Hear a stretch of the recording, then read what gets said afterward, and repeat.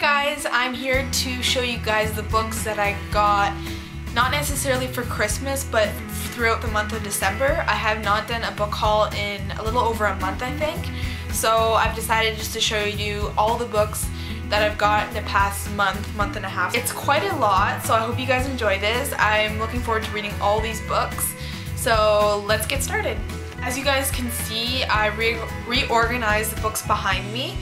Now it's 3 shelves. There's one shelf above me that you can't see.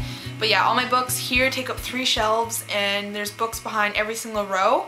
So I'm still out of room, but I think it looks neater and I like it as a background for book videos. I might just show you quickly what it looks like after this video, but I want to get started with the haul. The first book I got was Virals by Kathy Reish, and it's kind of like a spin on werewolves, except there's kids involved and there's DNA mutation involved, and it looks really awesome. It looks like there's a lot of laboratory experiments that have to do with it. I'm very excited to read this because you know, it's not just werewolves changing through the moon. There's actually some experiments involved, which is very cool. I don't think I've ever read a book like that. The main character is Tori Brennan, and it says that adventure has always been in 14-year-old Tori Brennan's blood. After all, she is the niece of a world-famous forensic anthropologist, Temperance Brennan. So when she moves to the middle of nowhere, Morris Island, South Carolina, to live with a marine biologist dad she's never known, Tori does the best she can to adjust to her new life. There she meets a group of local kids who are just as sky-filled as she is. Science geeks who've grown up exploring the backwoods marshlands of a nearby Loggerhead Island. But there's something strange going on at the Loggerhead Research Institute. Maybe even something deadly. After rescuing a stray wolf dog pup from a top-secret lab, Tori and her friends are exposed to a rare strain of canine parvovirus, changing them and their DNA forever. Now, with newly heightened senses and canine quick reflexes, they'll have to solve a cold case murder that's suddenly become very hot. That is, if they can stay alive long enough to catch the killer's scent. The next book I got was Nightshade. I've been eyeing this book for a little while because the cover is so eye-catching. It's really pretty. It's like a lilac color and there's a bit of shimmer to the cover. So this is definitely a fantasy novel for what I'm read from the inside cover. After graduating from the mountain school, she'll be the mate of a sexy alpha wolf, Ren LaRoche, and fight with him. Side by side, ruling their pack and guarding sacred sites for the keepers. But when she violates her master's laws by saving a beautiful human boy out of a hike, Calla begins to question her fate, her existence, and the very essence of the world she has known. By following her heart, she might lose everything, including her own life.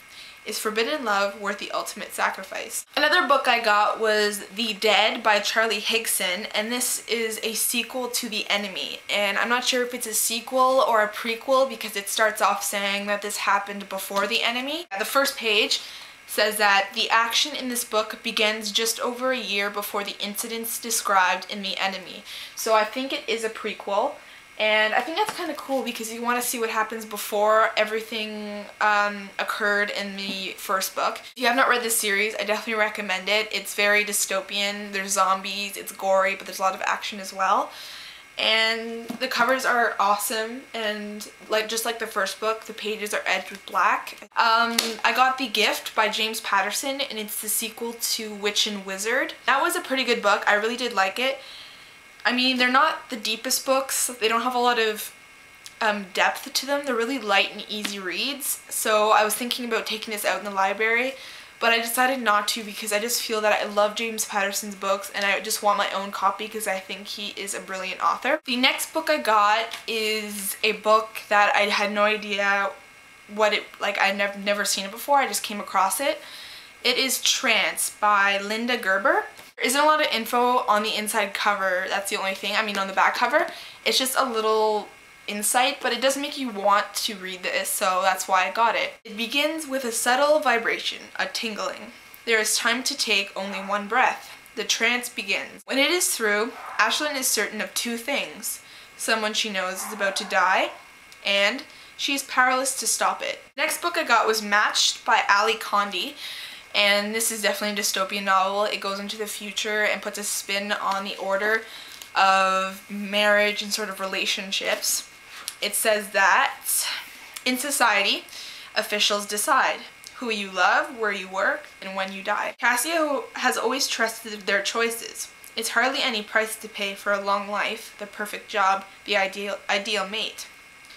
So when her best friend appears on the matching screen, Cassia knows, with some complete certainty, that he is the one, until she sees another face flash for an instant before the screen fades to black. Now, Cassia is faced with the impossible choices between Xander and Kai, between the only life she's known and the path no one else has ever dared to follow, between perfection and passion. It looks great. I'm definitely interested to read this. There's some romance involved, and I love books with a world that is very unique and ultimately different than ours today. The next book I got is Are You For Real by Sarah Cadefors. This is a cute little read, and it kind of deals with relationships and, you know, a boy and a girl that meet online and they talk about their issues. And it says that Kyla is exactly the kind of girl Alex could never talk to in real life. She's a gorgeous, outspoken city girl who parties to forget about her absent father and depressed mother. He's a shy ballet dancer from the suburbs who's never been kissed.